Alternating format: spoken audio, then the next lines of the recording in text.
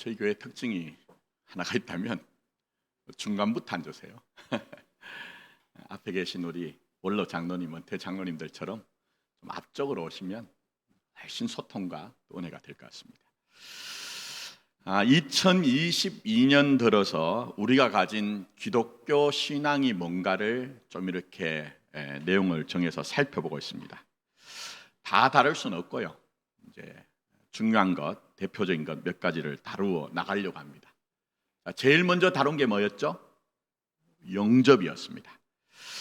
흔히 영접이라고 하면 처음 예수를 믿을 때나 아니면 예수님을 인격적으로 인정하여 구원의 확신이 생겼을 때를 영접이라고 합니다. 틀린 건 아니에요. 성경적으로는 여러분이 여러분의 전생에, 여러분의 일상에서 주님을 환영하며 함께 살아가는 것이 영접이에요. 그러니까 여러분이 지금까지 이해하셨던 영접은 출발이다, 더 깊은 자리로 가야 된다 하는 것들을 꼭 아셔야 된다는 겁니다. 자, 그 다음에 뭐였습니까? 성육신이었죠.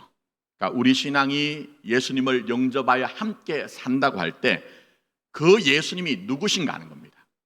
예수님은 관념의 세계나 신화가 아닌 성육신하여 인간의 죄와 비참의 역사와 시간 안에 오신 분이라는 거예요. 그렇게 오셔서 우리를 죄와 사망의 세력 가운데 건져내셨을 뿐만 아니라, 물론 이것은 2000여 년 전에 단회적으로 완성이 된 일이지만 지금도 여전히 우리 주님이 여러분을 상대하는 것은 성육신의 수준에서 여러분을 상대하신다는 거예요. 그래서 제가 대표적으로 인용한 말씀이 히브리서 4장 15절 아닙니까? 그가 우리의 연약함을 어떻게 하신다고요? 동정이라는 말을 살펴봤죠. 이 동정은 감정적으로 그저 불쌍하구나 이게 아니고 신빠떼오라는 말로 함께 고통을 겪다 나누다 이런 말입니다. 자, 그러니 여러분이 살아갈 때 삶의 현실에 그 짐 때문에 힘겨워하고 아파하고 지쳐 있을 때 그대로 나가시면 돼요. 포장하거나 위장하거나 가면 쓰지 않고 있는 모습 그대로 나가시면 주님이 이미 그 십자가의 수준, 성육순의 수준에서 그대로 받아주세요. 그리고 더 나가서는 십자가에 죽으셨을 뿐만 아니라 부활하여 성천하심으로 말미암아 우리 인생도 결국은 예수 안에서 그쪽으로 갈 수밖에 없는 운명과 결론이 있다는 것을 계속 말씀하세요. 이게 아무 말이 아닌 것 같아도 여러분 하나하나가 너무너무 중요합니다. 그래서 여러분이 꼭 염두에 두시고 기억을 하셔야 된다는 겁니다. 자, 그 다음에 다룬 것은 뭡니까? 자, 그렇게 우리 인생의 역사하시는 예수님을 우리는 어떤 분으로 믿습니까? 예수는 그리스도라고 믿잖아요. 그리스도라고 믿거든요. 이게 아주 중요합니다. 그러니까 구원자라는 얘기입니다. 그죠? 우리가 이미 다 알고 있습니다. 자, 그런데 이 출처를 보자면 계속 우리가 다루었죠. 베드로가 빌립보 가이사라에서 우리 주님을 향해서 주는 뭐라고 했습니까? 그리스도시요 살아계신 하나님의 아들입니다. 그러니까 이 빌립보 가이사라는요, 뭐 지금부터 시대도 다르고 문화도 다르지만 세상의 본질을 보여주는 거예요. 그게 무슨 얘기입니까? 이 빌립보 가이사라는 당시에 자기 스스로 신의 아들이라고 칭하면서 온 세상을 호통하던 가이사에게 헌정된 도시였어요. 그러다 보니까 그레코 로만 형식이 아주 크다랗고 웅장한 건물이 곳곳에 세워져 있고 넘쳐 흐르는 부와 함께, 부가 있으면 꼭 따라온 게 뭡니까? 향락과 쾌락이 있었어요. 이 말은 오늘날 여러분들이 이 세상에 살아갈 때 여러분의 눈과 귀와 여러분의 감각을 주님께로부터 자꾸만 멀어지게 하는 어떤 현실이 있는 것처럼 그런 것이라는 거예요. 그런데 그런 속에서 주는 그리스도시요 살아계신 하나님의 아들입니다 하는 얘기가 뭡니까? 이 세상에 있는 어떤 것도 우리에게 구원의 이름이나 능력이 되지 않고 예수님만이 구원의 이름과 능력이 된다는 거예요. 그래서 우리는 세상에 속한 자가 아니라 누구에게 속한 자이죠? 예수에게 속한 자라는 자기 인식을 가지고 사는 거예요. 목사에게 속할 필요도 없고 여러분이 단합된 어떤 그런 것들을 가지고 그 속에서 여러분의 인생을 발견할 필요는 아무것도 없습니다. 예수 안에 여러분의 인생이 있음을 꼭 주지하셔야 됩니다. 자, 그런데 그런 그리스도가 되시는 우리 주님은 구약에서 그리스도란 말은 메시아라는 말로 기름 부음 받은 자라고 했어요. 특별히 기름 부음 받은 자는 왕, 제사장, 선지자처럼 하나님의 특별한 일을 위해 기름을 부었는데, 그래서 도유를 했는데, 우리 주님이 이 땅에 오셔서 이제 메시아 그리스도로서 그걸 다 완성하셨잖아요. 그래서 오늘도 우리 주님은 우리를 왕으로서 통치하세요. 어떻게 해요? 하나님의 나라를 경험하게 하심으로. 그래서 하나님의 나라는 먹고 마시는 데 있지 않고, 여러분이 정말 예수를 의지할 때에 여러분이 서 있는 삶의 자리에서 의와 뭐라고 하셨어요? 평강과 희락으로 다가오는 하나님의 나라를 경험하는 거예요. 자, 제사장이신 우리 주님은 어떤 분입니까? 하나님과 우리 사이에 중보가 있습니까? 없습니다. 목사도 중보가 아니고요, 교회도 중보가 아닙니다. 하나님과 우리 사이의 유일한 중보는 대제사장이 되시는 예수님 한 분밖에 없는 거예요. 자, 더 나가서 선지자이신 우리 주님은 주님 자신이 말씀입니다. 주님 자신이 말씀이에요. 근데 그 주님께서 우리에게 오셔서 말씀으로 여러분에게 교훈과 책망과 바르게 함과 의로 교육하게 유익한 것들을 통해서 전부 다 여러분들을 어디로 가게 하십니까? 하나님의 나라로, 생명으로, 세상의 영광인 하나님의 영광 쪽으로 가게 하시는 거예요.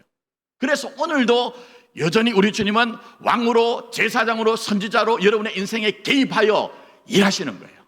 다만 필요한 게 뭡니까? 믿음이 있어야 된다는 거예요. 믿음 없으면 안 된다는 거예요. 자, 이까지 지난주에까지 정리를 했고, 이번 주부터는요, 그렇게 예수님 믿고 사는 성도에게 나타나야 되는 신앙의 현실이 뭔가를 좀 다루려고 합니다.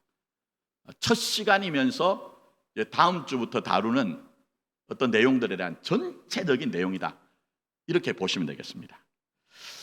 자, 우선은 여러분에게 질문을 던질 테니까요, 답도 잘 안 하시지만 자문자답하시면 됩니다. 그냥 마음으로.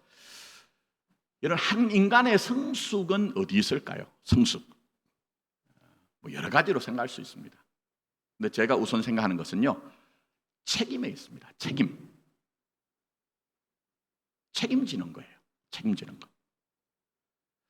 여러분, 인간 발달 단계에 따라서 한 아이가 태어나면요, 어떻습니까? 할 수 있는 게 없어요.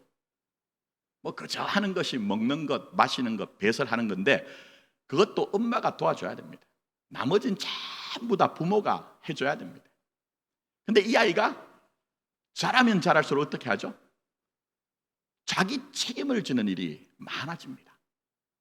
그러면서 나중에 이제 성인이 되면 결국 자기 책임 아래 자기 인생을 살게 되는 거예요. 여기 계신 분들도 여러분의 자녀들, 여러분 손주들 다 그렇게 크고 있죠. 또 크고. 근데 이것은 굉장히 중요한데요, 결국 이런 현실을 통해서 우리에게 뭘 보여주느냐? 신앙도 그렇다는 거예요. 자기 책임지는 거예요. 자기 책임. 그러니 진짜 신앙은요, 교회에 오셔서 여러분의 그 열심과 정성, 그리고 여러분의 진정성을 발휘하는 데 있지 않습니다. 절대 그렇지 않습니다. 업적과 어떤 성취를 이룬 데 있지 않습니다. 진짜 신앙은 말씀드린 것처럼 자기에게 주신 삶의 현실 속에 그 현실을 내 목에 태인 주님의 부르심 안에 이해하면서 자기 삶을 살아내는 거예요. 자기 삶을 살아내는 거예요. 그게 있는 것입니다.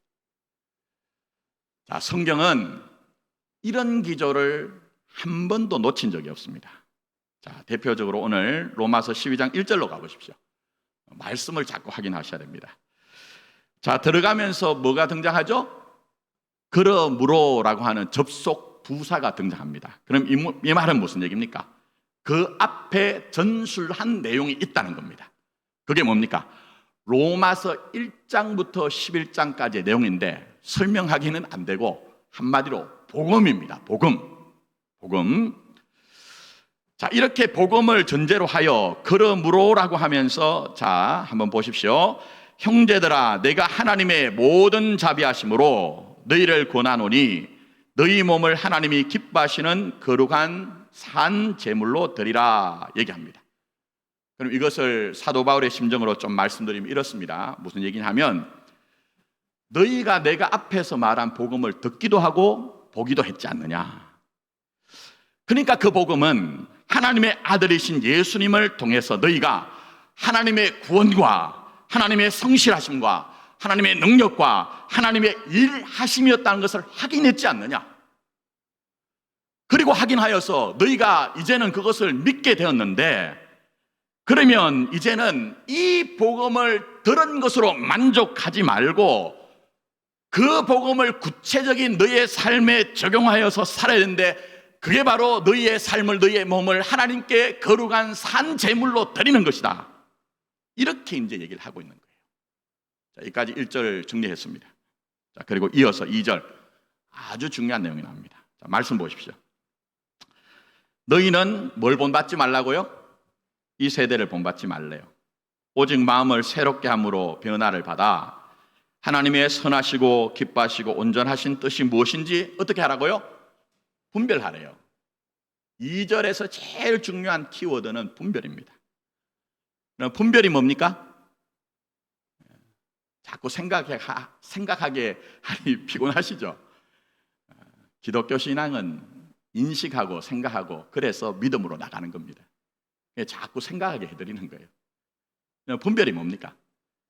차이를 아는 겁니다. 분별이 뭐라고요? 차이를 아는 거예요. 자, 그럼 이게 무슨 얘기냐면요, 앞에 부분과 연관을 해서 너희가 하나님을 믿는 자인데 하나님 없는 자들과의 차이가 뭐냐? 그것은 어떤 명분이나 당위성이나 세상의 재물이나 명예와 권세로 구별되는 것이 아니다. 그런 차이가 아니라 너희가 복음을 받은 자라는 분명한 정체성과 그리고 하나님의 그 영예를 가지고 있다는 쪽에서 차이가 난다는 것을 제발 좀 알았으면 좋겠다는 것이 분별하라는 거예요. 이거 알지 못하면 평생 신앙생활 해도요, 참 깊은 자리로 들어가기가 힘듭니다. 왜 그런지 아십니까? 개인적으로 보면 이걸 좀 적용을 하자면, 자, 거기에 이 세대를 본받지 말라고 하는데, 이 세대가 뭐죠? 이거 한마디로 얘기하면은 시대 정신입니다. 시대 조류입니다. 그럼 시대의 조류가 뭐죠? 조금 다르게 정의하면요, 자기 환경과 조건을 가지고 자기를 판단하는 거예요. 그것은 창세 이래로 한 번도 변한 적이 없습니다. 근데 우리는 그렇지 않다는 거죠. 말씀드린 것처럼 너희가 하나님의 자녀라는 그 영광과 명예를 가지고 있다, 너희가 얼마나 대단한 사람인가 하는 쪽에 서 있다는 것을 알라는 거예요. 이걸 놓쳐버리면 어떻게 되느냐? 잘 될 때면은 괜찮아요. 그런데 조금만 어려워지면 환경과 조건으로 자신을 판단합니다. 그래서 어떻게 됩니까? 하나님, 아이씨, 내가 믿는 게 뭡니까? 아니, 우리 옆집 보니까 교회도 안 다니고 하나님도 없는데 좋은 남편 만나고 좋은 아내 만나고 속 안 썩이는 자식들 만나가지고 근심도 없고 염려도 없고, 그런데 나는 하나님 믿고 있는데 이게 뭡니까? 이런 쪽으로 갈 수밖에 없다는 거예요. 그거는 누구도 제외되지 않습니다. 목사도 장로도 권사도 집사도 뭐 다 똑같습니다. 그러니 분별하라는 게 뭡니까? 그건 다른 게 아닙니다. 여러분의 모든 것들을 하나님의 영광이라는 신분과 운명 아래서 이해하라는 거예요. 그걸 믿으라는 거예요. 그게 지금 2절까지입니다. 자, 그다음에 3절 한번 보겠습니다. 그 방향에서 3절에 뭐라고 얘기하시느냐? 내게 주신 은혜로 말미암아 너희 각 사람에게 말하노니 마땅히 생각할 그 이상의 생각을 하지 말고 오직 하나님께서 각 사람에게 나눠주신 믿음의 분량대로 지혜롭게 어떻게 하라고요? 생각하래요. 자, 3절 말씀에 생각이 2번 등장하니 생각 잘하면 되겠구나, 이렇게 결론 지을 수 있습니다. 근데 그게 아닙니다. 그 아래 3절 이하에 내려가면 전부 다 자세하게 강의하지 못하지만 선택과 요구와 행동이에요. 눈으로만 한번 보세요. 어떤 선택과 요구와 행동이 드러나고 있어요. 자, 그러면 보십시오. 이런 맥락을 가지고 우리가 이해를 하면 지금 사도 바울이 뭐를 얘기합니까? 네가 복음을 받은 자냐? 네가 하나님의 자녀냐, 백성이냐? 그러면 네 삶에 주어진 그 현실을 믿음 가지고 감당해야 된다. 이걸 얘기하는 거예요. 이걸 지금 얘기하고 계신 거예요. 그건 이미 주님이 우리에게 보여주셨잖아요. 여러분 아신 것처럼 우리 주님께서는 모든 것을 아버지 하나님과의 관계 안에서 부르심으로 소명으로 이해했고, 더 나아가서 자신에게 대한 모든 책임과 요청을 다 이루셨는데 그게 극명하게 드러난 것이 십자가 아닙니까? 그 십자가를 누구에게 쥐어 주신 것이 아니라 자기 자신이 그 골고다 언덕을 올라가셔서 자신이 지심으로 말미암아 우리에게 구속과 그 생명을, 하나님의 나라를 이뤄내셨어요. 그리고 더 나아가서 그 십자가를 지신 주님이 오늘도 교회와 성도에게 요청한 게 뭡니까? 재벌 되라는 얘기입니까? 대통령 되라는 얘기입니까? 국회의원이 되라는 얘기입니까? 교회에 오셔서 어떤 직분을 가지고 장로가 되고 권사가 되고 집사가 되라는 얘기입니까? 아닙니다.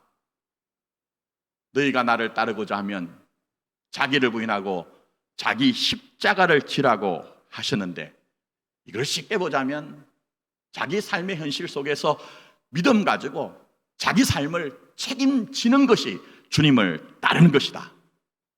그렇게 우리에게 말씀하고 있는 거예요. 그러니 여러분, 진짜 하나님과 하나님의 영광과 거룩이 어디에 있죠? 물론 교회 오셔서도 확인하셔야 되지만 진짜 하나님의 영광과 거룩은요, 여러분 현실 안에 있습니다. 여러분이 사시는 현실 안에 있다니까요. 물론 쉬운 것은 아닙니다. 그렇게 책임을 다하며 사는 것이 절대 쉬운 게 아닙니다. 왜냐하면요, 삶의 현실 속에 뭐가 있어요? 제한과 제약과 한계가 있기 때문입니다. 자, 말씀 볼까요? 자, 3절 한번 다시 가보십시오. 내게 주신 은혜로 말미암아 너희 각 사람에게 말하노니 마땅히 생각할 그 이상의 생각을 품지 말고 오직 하나님께서 각 사람에게 나눠주신 믿음의 분량대로 지혜롭게 생각하라 얘기하면서 4절 가보세요. 이건 뭐 해설은 하지 않고 무슨 얘기입니까? 우리는 몸에 뭐로 참여하고 있다고요?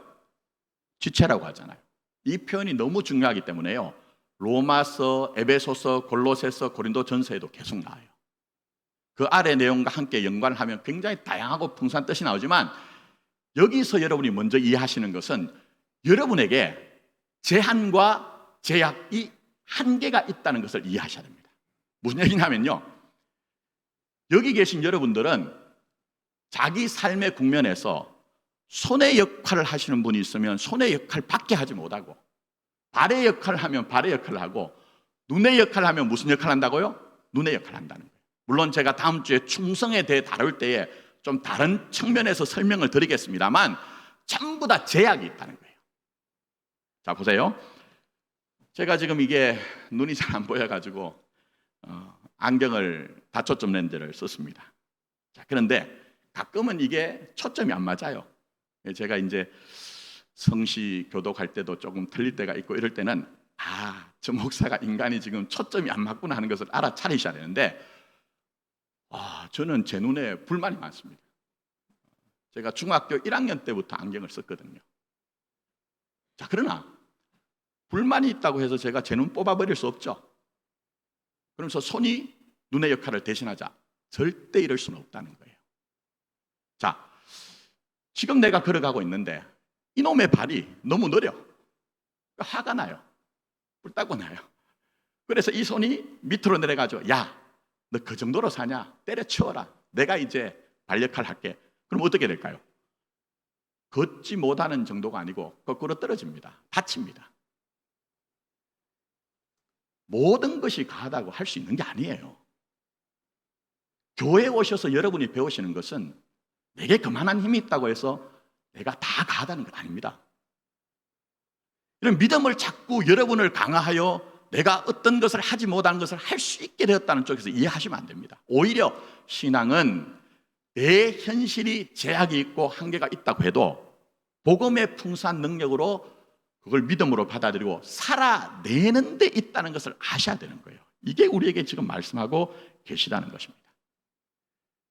말씀드린 것처럼 쉽지 않거든요. 왜냐하면 우리가 제일 견디지 못하고 힘들어하는 것은요, 내게 제약과 한계가 있다는 겁니다. 근데 이걸 잘 이해하는데 인생 과제가 있습니다. 인생 과제가. 자, 그런 점에서 제가 우리 교회 얘기는 아니니까 좀 조심스럽게 말씀드립니다만, 우리나라에 몇몇 아주 대표적인 교회가 있습니다. 그 가운데 저희 교회 교단에 영락교회가 있죠. 대단한 교회 아닙니까?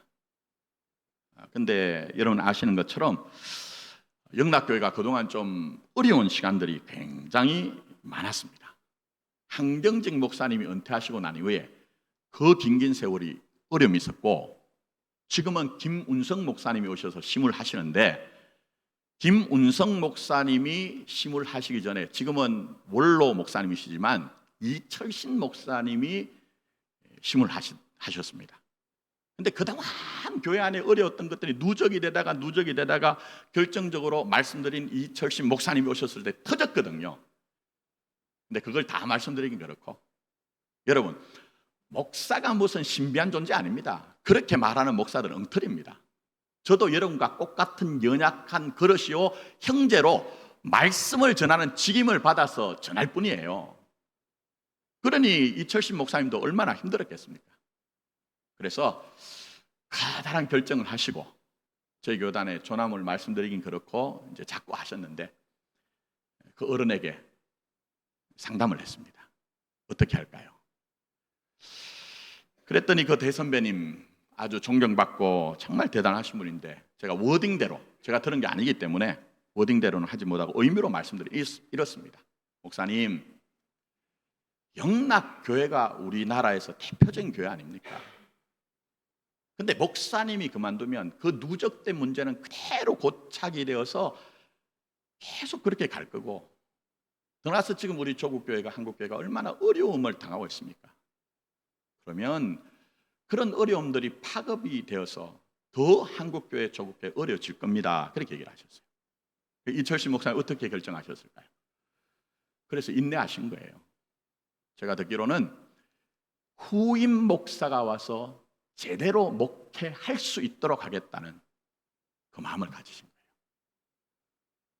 여러분, 누구나 인생 살면서 저 창공을 홀를 나르는 한 마리의 새처럼 왜 자유롭고 싶지 않겠습니까?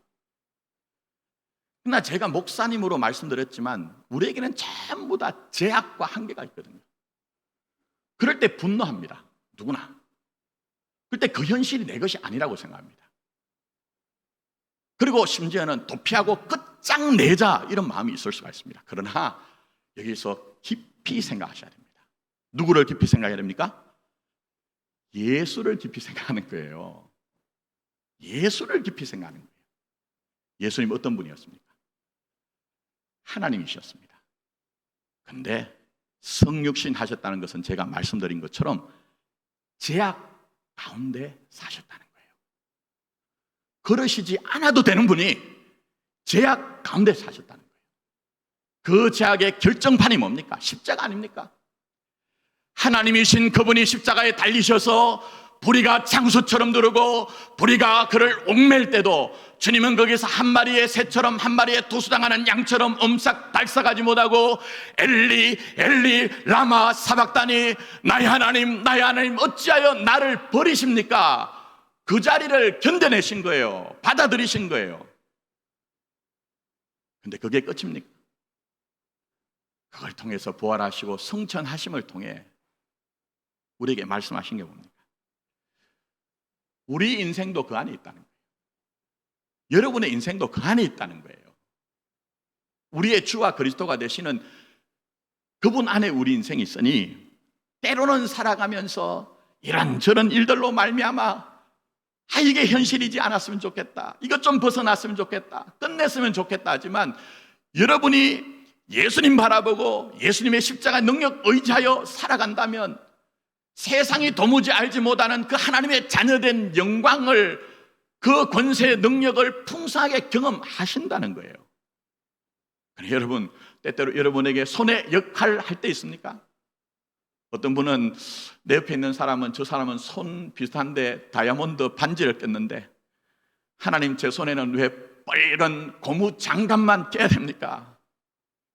하나님 나도 발이지만 저 사람도 발 같은데 나는 늘 이렇게 떨어진 운동화를 신어야 되는데 저 사람은 저렇게 가죽 구두를 반짝반짝하고 신어야 됩니까?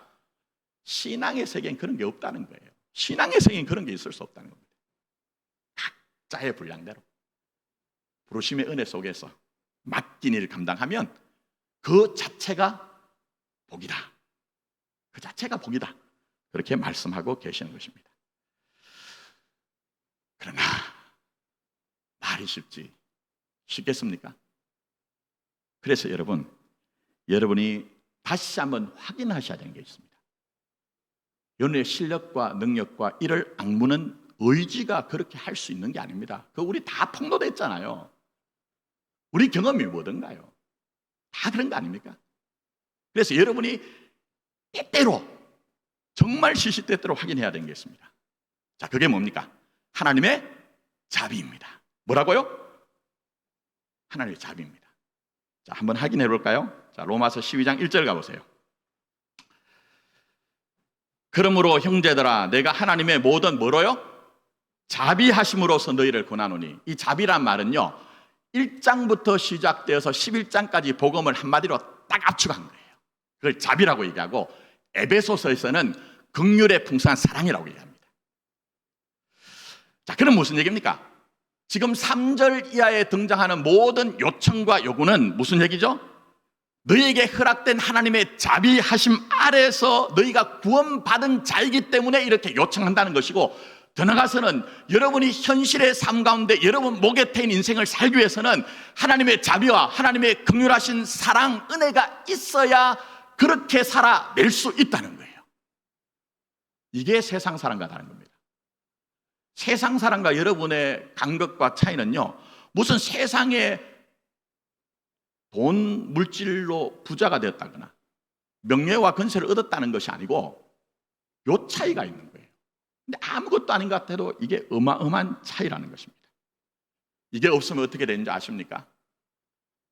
제가 목회를 하다 보니 많은 분들을 봤잖아요. 하나님의 자비가 없이, 하나님의 긍휼하심이 없이 신앙생활하고 심지어는 자기 몸을 불살하게 내어주는 것처럼 살면요, 나중에 어떤 마음이 드느냐, 이런 마음이 듭니다. 헛수고했다는 마음이 듭니다. 자, 조금 더 과기가 얘기하면요, 내가 생고생했다고 얘기합니다. 그리고 요즘 애들이 뭐라고 합니까?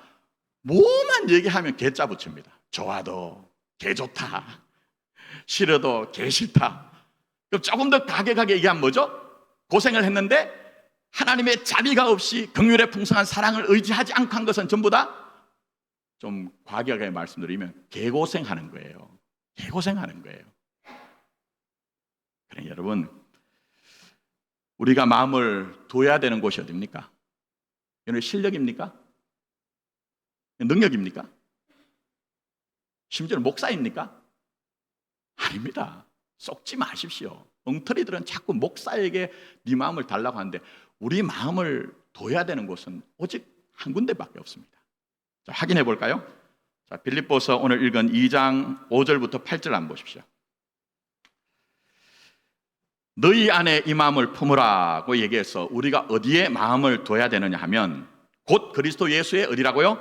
마음이니 그는 근본 하나님의 본체시나 하나님과 동등됨을 취할 것으로 여기지 아니하시고 오히려 자기를 비워 종의 형체를 가지사 사람들과 같이 되셨고 사람의 모양으로 나타나사 자기를 낮추시고 죽기까지 복종하셨으니 곧 십자가의 죽으심이라고 해서 우리가 마음을 둬야 되는 것은 주님의 성육신과 십자가의 죽음이래요.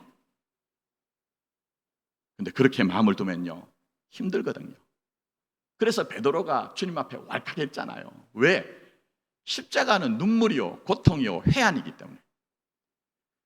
근데 거기서 멈추지 않습니다. 제가 오늘 시간 관계상 읽지 않았어요. 그게 끝장 아니라는 거예요. 결론 아니라는 거예요. 너희가 예수와 그의 십자가에 마음을 두면 어느 쪽으로 가느냐? 그게 바로 9절부터 11절입니다. 한번 보세요, 여러분.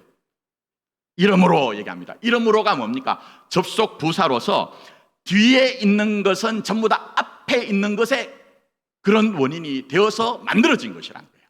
자, 다시 한번 말씀드립니다. 이러므로는 뒤에 있는 것은 그냥 갑자기 불쑥하고 솟은 것이 아니고 앞에 있는 것이 근거가 되고 이유가 되고 조건이 되어서 그렇게 되었다는 거예요. 그럼 그게 뭡니까? 하나님이 그를 지극히 높여 모든 이름 위에 뛰어난 이름을 주사 하늘에 있는 자들과 땅에 있는 자들과 땅 아래에 있는 자들로 모든 무릎을 예수의 이름에 꿇게 하시고 모든 입으로 예수 그리스도를 주라 신하여 하나님 아버지께 영광을 돌리게 하셨느니라 얘기합니다. 사도 바울 얘기는 뭡니까? 주님이 십자가를 졌더니 십자가가 보기에는 끝이라고 보이지만 실제적으로 우리가 가늠할 수 없는 하나님의 섭리와 경륜과 뜻이 있어서 결국은 하늘과 땅과 땅 아래에 있는 모든 것들이 예수의 이름에 무릎을 꿇고 하나님께 영광을 돌리는 결과가 만들어졌으니 너희 인생도 그 안에 있으니 그렇게 한번 가보자는 거예요. 그렇게 한번 가보자는 거예요. 그게 신앙이지 교회 오셔서 무슨 업적 만들고 성취를 만들고 직분을 맡겠다, 내 열심과 정성을 발휘하고 진정성을 확인하겠다, 이런 게 아니라는 것을 얘기를 하고 있습니다. 그러나 여러분, 삶의 현실 믿음으로 감당하십시오. 특히 삶의 제한과 한계가 있을 때 그때 영광되고 거룩한 시간이라는 것을 아셔야 되는 것입니다. 현실입니다. 현실입니다. 신앙. 제가 왜 이렇게 말씀드리냐면요, 우리 신앙의 허구성이 있습니다. 제가 자꾸 이런 것들을 비터니까 왜 그렇게 계속 비터냐 하지만 무슨 얘기냐면요, 여러분 지금까지 한국교회는 거대 담론을 많이 얘기했습니다. 예를 들면 그리스도의 푸르른 계절이 이 땅에 오게 하자, 성서한국, 선교한국, 이런 얘기했습니다. 나쁘다는 게 아니에요. 또 교회로 보면 제가 지난주에 어떤 교회를 갔더니 22,200의 비전 이렇게 해가지고 교회 안에 막 붙여놨어요. 근데 저는 그런 거 안 좋아합니다. 22,200이 뭐죠? 우리 교회 성도는 2만 명이 되고 평신도 지도자는 2,000명이 되고 200명의 선교사를 파송하는 교회가 되자는 거예요. 슬로건, 모토. 틀린 건 아니라고 얘기했어요. 근데 자칫하면 여러분이 거대한 슬로건이나 모토 안으로 여러분이 숨어버립니다. 삶이 없이, 현실이 없이. 그 위험이 있는 거예요. 신앙은 그게 아니거든요. 성경은 그렇게 얘기하지 않거든요.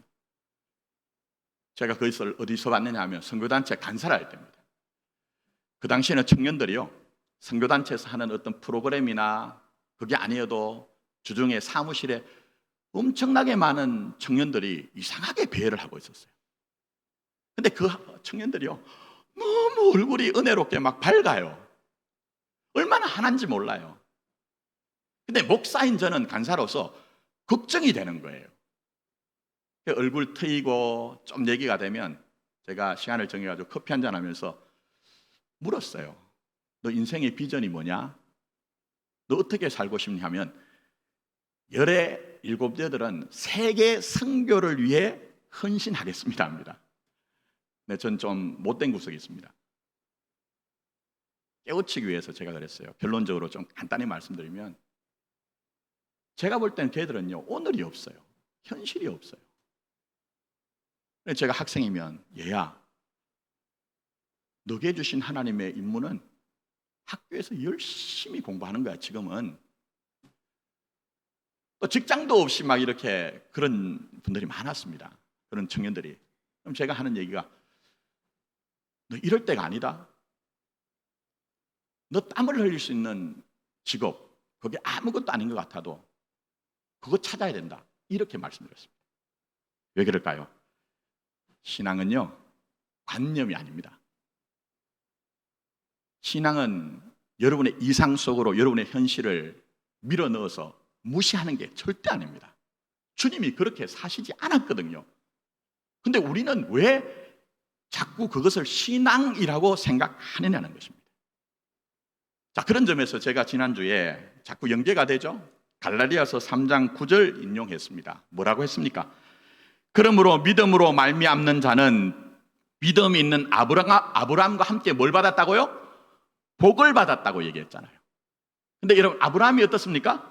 하나님이 너는 아브라함이 아니라 아브라함이라는 언약과 약속 속에 부르셨어요. 그런데 아브라함이 되는 것은 어떤 자동적인 마법적인 마술적인 일이나 신비한 종교적인 경험이 아브라함 되게 한 게 아닙니다. 제가 성경 말씀을 일일이 인용하지 않겠지만 현실 속에서 만들어져 간 거예요. 그 현실은 성공과 영광만이 있는 것이 아니고 실수와 반항과 실패 속에서도 자기가 자기를 포기할 만한 점에 아브라함이 어떻게 했죠? 살아낸 거예요. 살아낸 거예요. 그렇게 누적된 과정과 시간 속에서 결국 마지막에 진짜 아브라함이 된 거예요, 여러분. 아브라함이. 근데 여러분도 아브라함의 복을 가졌다는 건 뭡니까? 여러분에게도 하나님은 그런 시간을 허락하셨다는 거예요. 그런데 여러분 사신 세월들, 앞으로 살아갈 시간들 의미 없는 게 아니죠. 현실 속에 믿음으로 사시면 되는 거예요.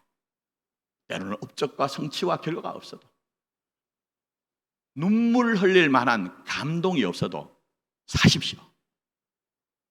사십시오. 그게 바로 신앙이라고 얘기하고 있습니다. 자, 말씀 맺으면서 유미희라고 하는 아동문학가가 지은 시간의 탑이라는 글이 있는데, 이분이 예수를 믿는지 안 믿는지 몰라도요, 성경의 정신을 너무너무 잘 드러냈어요. 제가 읽어드릴 테니까 한번 생각해 보십시오. 시간의 탑, 할머니, 세월이 흘러 어디로 훌쩍 가버렸는지 모른다 하셨죠. 차곡차곡 쌓여서 이모도 되고 고모도 되고 작은 엄마도 되고, 차곡차곡 쌓여서 엄마도 되고 며느리도 되고 외할머니도 되었잖아요. 우리 곁에 주춧돌처럼 앉아 계신 할머니가 그 시간의 탑이지요, 얘기했습니다. 여러분, 사람은 시간을 삽니다. 근데 여기 있는 대부분 분들은 저를 포함해서 살아온 시간보다 살아갈 시간이 짧아요. 그거 생각하면 모골이 속면하고, 내가 산 시간은 뭔가 하는 그런 허무도 드시죠. 앞으로 어떻게 살 것인가는 탄식도 있죠. 신앙 안에서는 그렇지 않습니다. 제가 읽어드린 글 속에서 그 누적된 시간이 결국은 그 사람 되게 하여 그 시간의 탑이 당신입니다라고 얘기한 것처럼, 잘 생각해 보시면 여러분이 이 자리를 지켜내시는 것은 그 시간과 세월 속에서 연단되어져서 이 자리에 계신 거예요. 앞으로도 마찬가지예요. 그게 바로 하나님의 일하심입니다. 그게 하나님의 일하심입니다. 그렇게 살다가 보면 누구나 다 최종적인 종말적인 시간이 옵니다. 하나님의 심판 앞에 섭니다. 그렇지 않은 분이 아무도 없습니다. 그러나 그 시간조차도 하나님의 섭리 안에 이함으로 말미암아 디모데후서 4장 6절부터 8절에 사도 바울이 말씀하신 것처럼 전제와 같이 내가 벌써 부어지고 나의 떠날 시각이 가까웠도다. 나는 선한 싸움을 싸우고 나의 달려갈 길을 마치고 뭘 지켰어요? 믿음 지킨 거예요. 재물 지켰다가 믿음 잃어버리면 어떻게 하시겠습니까? 무슨 업적과 성취와 직분을 얻었는데 믿음 잃어버리면 어떻게 하시겠습니까? 믿음을 지켰으니 이제 후로는 나를 위하여 의의 면류관이 예배됐다고 한 것처럼 그 마지막 순간에 하나님의 영광을 볼 수 있을 것이라는 것입니다. 그러니 아무쪼록 여러분의 현실이 신앙과 괴리된 것 아닙니다. 일상을 믿음으로 사십시오. 그 자체가 얼마나 영광스럽고 거룩한지 모릅니다. 그러니 믿음으로 자기 분량의 삶을 살아냄으로 말미암아 주의 뜻, 주의 영광으로 완성되는 여러분 되기를 예수님의 이름으로 축복합니다. 기도드리도록 하겠습니다.